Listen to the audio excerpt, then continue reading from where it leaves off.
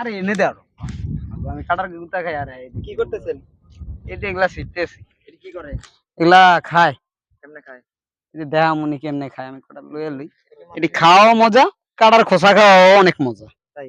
হুম, দেখতে তো অনেক সুন্দর। সুন্দর তো দেহ না কাটারই দেহ কি অবস্থা।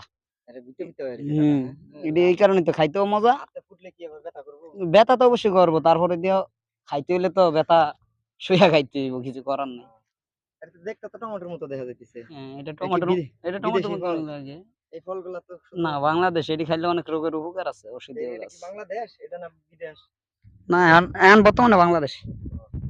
এটি বাংলাদেশ ছাড়া পাওয়া যায় না বেশি একটা এভেলেবেল। হাতের মধ্যে সুন্দরই দেখা যাইতেছে।